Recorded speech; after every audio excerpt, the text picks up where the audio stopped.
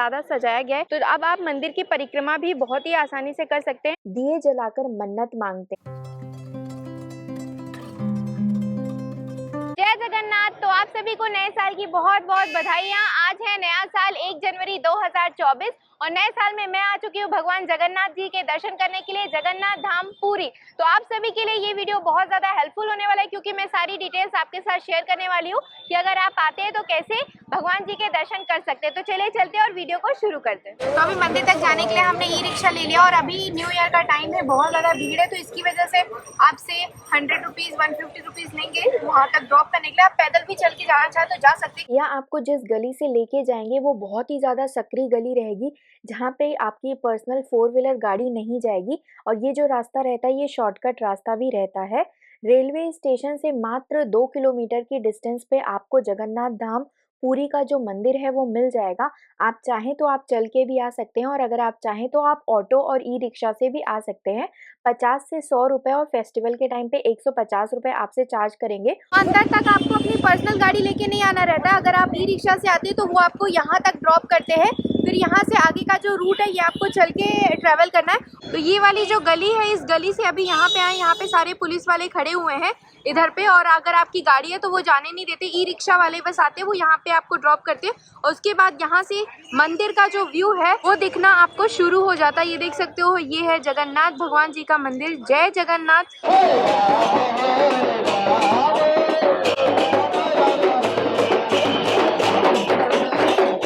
मंदिर प्रांगण के पास में ही मंदिर परिक्रमा के लिए बनाया जा रहा है, तो अब आप मंदिर की परिक्रमा भी बहुत ही आसानी से कर सकते हैं। इसका काम अभी चल रहा है, ये देख सकते हो। और मंदिर को अभी नया साल है, इस वजह से काफ़ी ज़्यादा सजाया गया है। इधर पे फूल माला लगा है, यहाँ पे भी, और इस तरफ काफ़ी अच्छे हैं और बहुत लोग भी आए हैं। नए साल है तो इस वजह से पुलिस वाले लोग जो हैं वो पूरा सिक्योरिटी सिस्टम यहाँ पे लगा हुआ है। मंदिर प्रांगण में बहुत सारे पेड़ लगे हुए हैं, कितना मस्त सुंदर से बनाया गया है और इसमें अच्छे से पानी वानी भी डाल रहे हैं। इधर पे देख सकते हो मस्त लाइट्स वाइट्स लगी हुई है और आज नया साल है, इसकी वजह से इतने सारे श्रद्धालु आए हैं दर्शन करने के लिए। मुझे भी आज अच्छा खासा टाइम लगने वाला है।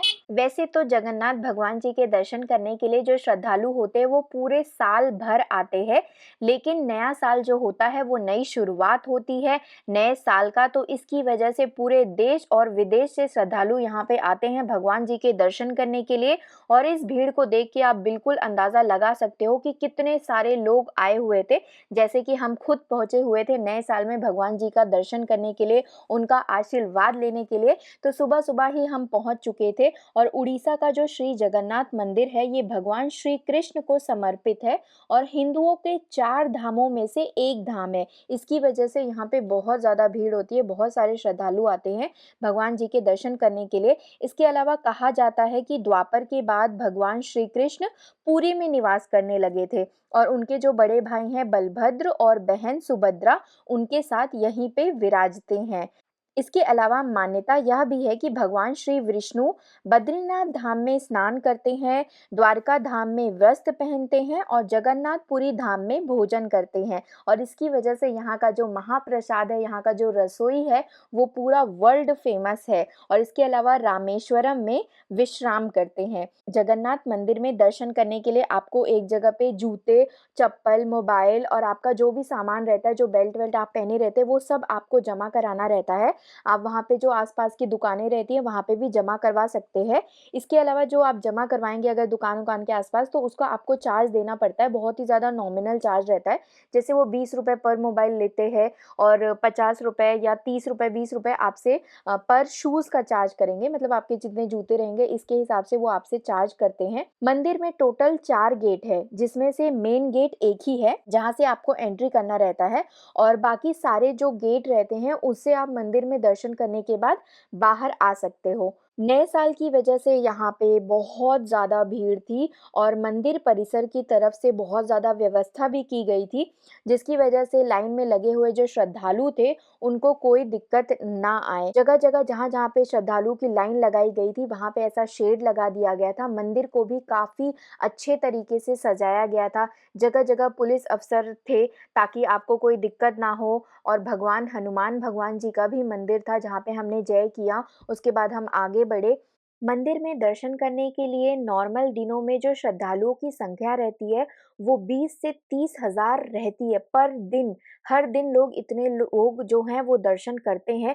और यही कोई स्पेशल फेस्टिवल हो गया जैसे कि रथ यात्रा। रथ यात्रा के समय इसकी जो संख्या होती है वो लाखों में हो जाती है। लाखों में श्रद्धालु आते हैं यहाँ पे भगवान जी के दर्शन करने के लिए।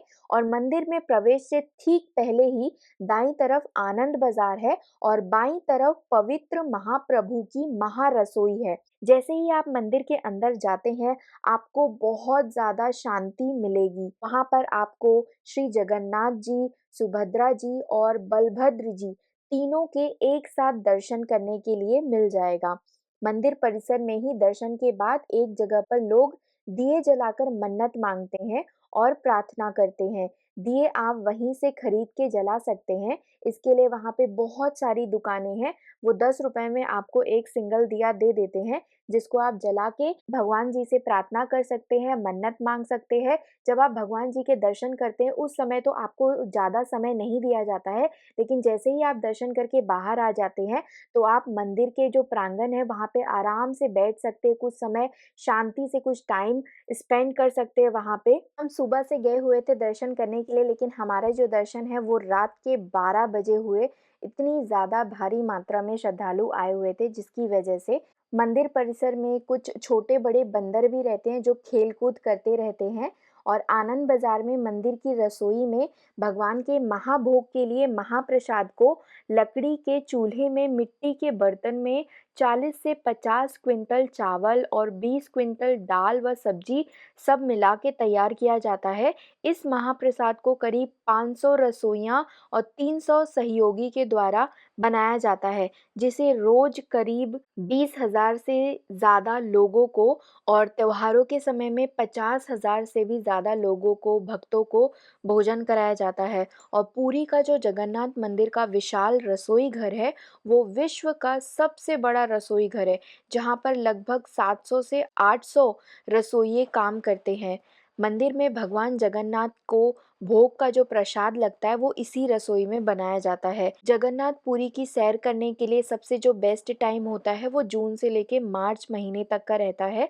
इस समय पे आप आ सकते हैं। और सबसे अच्छी बात तो ये है कि जुलाई में ही भगवान जी का जो रथ यात्रा होता है वो भी निकाला जाता है। तो आप भी अपने लिए एक ट्रिप प्लान कीजिए जिसमें आप जगन्नाथ भगवान जी के दर्शन करने के लिए आएँ और भगवान जी आपको बुलावा भेजें। अभी के लिए thank you so much guys for watching this vlog. I hope आपको ये वीडियो पसंद आया होगा। जय जगन्नाथ।